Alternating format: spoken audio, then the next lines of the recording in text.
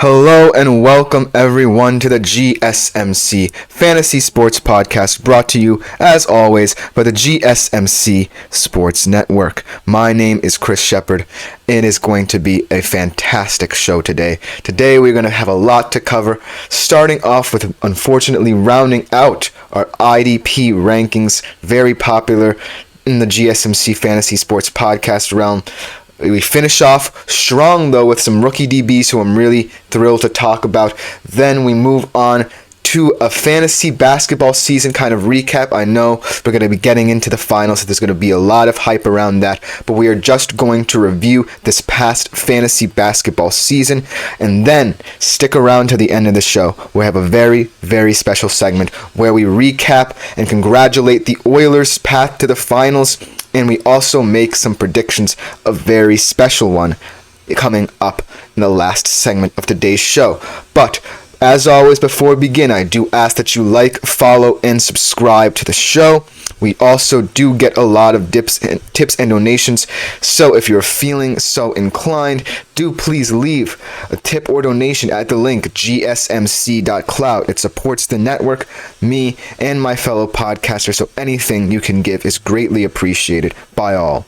Now, starting off with the first segment of today's show, like I said, we are going to unfortunately be rounding out our IDP rankings. I know how popular they are on this channel, especially with me as your new host. So I'm really, really saddened that this is the final one, but also very excited to present this list to you guys. A lot of promise on this talented top 10 list. So let's get right into it with our picks.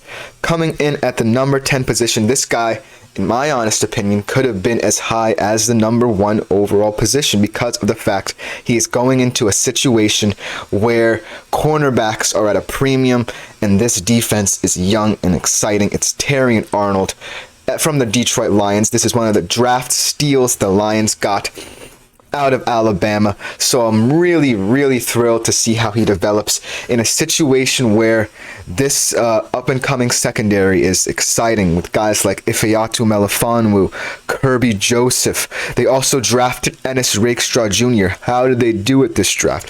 2 spectacular defensive backs that the Lions were able to draft, and I'm really, really excited to see how this defense develops. But starting off with Terrion Arnold, going over some of his stats from last season at Alabama. He had 63 tackles, 5 interceptions, 1 sack, and a forced fumble. Also at his combine, he had a pretty good combine as well. He had a 4.5 40 and a 37-inch vertical. So you can see the length, the versatility that Terrion Arnold already brings to a young up-and-coming secondary. He should be a fantastic asset to your fantasy IDP league. Coming in at the number 9 position, we have a guy who not many people know, perhaps, but I think he could have a very huge impact on this defense because of the fact that it's one of the less talented ones in the league. Dadrian Taylor Demerson out of Texas Tech. He goes to the Arizona Cardinals. I think that he will be one of those guys who immediately has a lot of playing time out of this group due to the fact that Arizona does not really have or is known for their secondary. They do have a guy in Budda Baker who is really talented, one of the best young safeties in the NFL. But Dadrian Taylor Demerson really won't have that much competition, and he does have the stats from college coming over to the NFL to back him up. He had in his career 238 tackles, 10 interceptions, and 2 sacks, and he had a not too bad combine either. Tested very well with a 4.4 130 and a 38-inch vertical. So you can see that Dadrian Taylor Demerson is a nice addition to the Arizona Cardinals backfield, secondary, whatever you want to call it. I really do think that Arizona is looking to improve in that department, and Dadrian Taylor Demerson could help them right away. That being said, he might be a bit of a risk due to the fact that Arizona's defense is not statistically known for yard prevention or touchdown prevention, so that's where his stats could be hurt. But I think he could be an interesting pick in the future, a couple years down the line, when you can say Arizona could be kind of in that mid-level defense as they steadily improve. Coming in at the number 8 position, is a guy out of Wake Forest, Malik Mustafa. He goes to a San Francisco secondary where he could start a couple of the first few games due to the fact that both of their top DBs, Talanoa Hufanga and Charvarius Ward, are coming off injuries from last season, but I do see him falling down the pecking order as they start to get healthy, but he's a very interesting asset to the San Francisco secondary. In his entire collegiate career, he had 175 tackles, 3 picks, and 4 sacks. At the combine, he had a 4.5 440, a little bit on the slower side, but he had a 41.5-inch vertical, so he has a lot of exciting traits to focus on. I think that Kyle Shanahan will want to implement him a little bit into the system. As you know, he is very famous for trying to figure out certain combinations that help him a lot back there in the San Fran defense.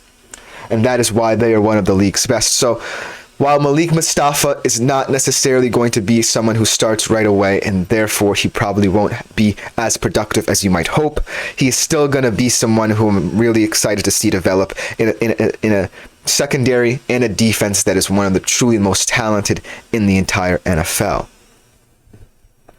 Coming in at the number 7 position, that should say Kalen Bullock, that is out of USC. He goes to the Houston Texans, another young and up-and-coming secondary. Out of USC, he was first-team Pac-12. He had 42 solo tackles last year, 7 passes defended, 2 interceptions at the combine. He had a 4.48 40 and also a 33-inch vertical, so very interesting assets there. And he comes into a Houston secondary that is really, really looking to improve upon last season. D'Amico Ryans is building something special over there from his first year. Coming into his second year, he has a lot of different pieces in that secondary, and he should be excited to add a guy like Kalen Bullock to that roster. They have guys already like Derek Stingley and Jalen Petrie, a couple of other young guns who had exciting seasons last year as well. So look for Kalen Bullock to have one of those sneakily good IDP seasons if he should be incorporated into the Houston Texans secondary. As of now, though, I still see him having to wait a couple of years because Derek Stingley and Jalen Petrie are already starting to become the foundation in which D'Amico Ryans wants to build in that secondary. But Kalen Bullock coming in at number 7 on this list. Look out for him in the future. Another guy who's stepping into a situation that should really help his development, Tyke Smith out of Georgia. He is coming into the Tampa Bay Buccaneers, and he is learning under one of the best young safeties, if not the best safety overall in the NFL, in Antoine Winfield Jr. Tyke Smith, obviously, he's been around a lot. He has won championships at the college football level with Georgia, so he brings that experience and winning mentality to a Tampa Bay Buccaneers defense that could catapult themselves into contention in the NFC should their season go their way and Baker Mayfield continue developing offensively. But let's look at Tyke Smith. 70 tackles last year in a title-winning year for him. Well, actually, that was 2 years ago. I'm sorry. Georgia did not win the title last year. But you can see the production, the traits he brings at the combine. He ran a 4.46 40 and had a 36-inch vertical.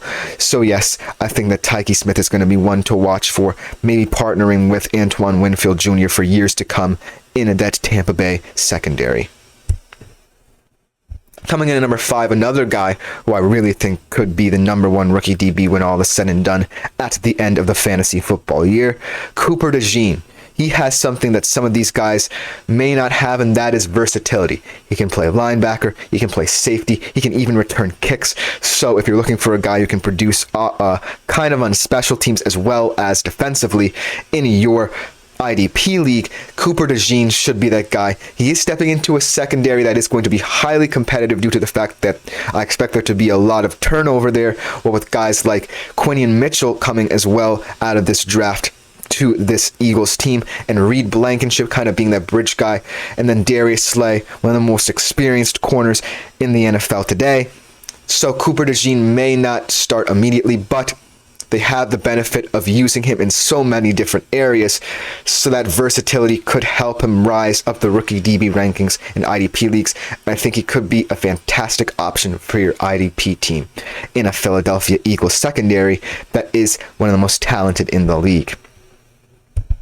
Coming in at the number 4 spot, another highly underrated kind of safety out of Miami, who is going into a spot where he could also see a couple of minutes in terms of playing time. Cam Kinchens. He was a 2-time first-team All-ACC player, 4'6", 240 at the combine, not the fastest, had a 35-inch vert. He is kind of a more developmental guy in this high end of these rankings, but he goes into an LA Rams team where they aren't really set in terms of secondary. They have guys they really like in their front seven, but Cam Kinchens is stepping into a secondary with guys like Cam Curl, Russ Yeast, guys who are still in that developmental phase of their own careers. So look for Cam Kinchens to get on the field maybe. I know Sean McVay loves kind of these utility guys that he can use defensively. He always comes up with tricky schemes in that LA Rams defense. So I do expect Cameron Kinchens to be kind of one of those attractive options if you're looking for a guy later in IDP draft rounds where you can see that high-end potential for him this season. So Cameron Kinchens at 4, I'm really excited about. At the number 3 spot is another guy who I'm really excited for out of Georgia, also that winning mentality. Javon Bullard goes to a Green Bay Packers secondary where he should develop right away. He has another guy in Jair Alexander who is becoming one of the premier cornerbacks in the NFL. Last season at Georgia, he had 54 tackles, 1 tackle for loss, and 2 interceptions. Had a pretty decent combine, 4.47 40, so 33-inch vertical. He brings that winning mentality like his former teammate Tyke Smith does, to his Tampa Bay Buccaneers, to the Green Bay Packers, who are another young up-and-coming defense and secondary whom I'm really excited about. So I'm really thrilled to see Javon Bullard on this list, and I can't wait to see how he develops. Coming in at number 2, kind of another guy who's stepping into a situation that I don't think is as settled as people think. Obviously, you have guys in Christian Benford and Rasul Douglas and Taylor Rapp who you really like over there at Buffalo, but Cole Bishop being added to that kind of rotation out of Utah should be very intriguing to see. 4.45 40 at the combine, 39-inch vertical, one of the better DB performers at the combine in my opinion. So I do think that he is one of those guys who can step right in should a guy like Benford or Rasul Douglas go down. I don't think he starts right away. He's still in that second string kind of level for me. I do believe that the Bills secondary isn't as set in stone as people think. Some call it one of the better secondaries in the league. I'm not buying into that as much as others are, but Cole Bishop being added to it should make it a whole of a lot better. But I don't think he's as interesting as the guy at number 1 in Tyler Nubin, who steps right into one of the better corner situations in the league, because the New York Giants, they are also one of those teams who has a lot of young talent, but I don't think they're as set in stone as people think. They have exciting guys in Jason Pinnock and Deontay Banks, but they don't have proven guys, and Tyler Nubin can step in and assume the mantle of being one of those premier players in that Giants secondary, another defense who I'm really excited to see. But that should just about do it for this segment of today's show. Coming up next segment, also for the first time ever in GSMC Fantasy Sports Podcast history, I will be going over one of my own personal fantasy football mock drafts. You definitely want to stick around for that. It should be a very, very, very exhilarating segment. We will be right back to discuss that. I feel like I'm losing.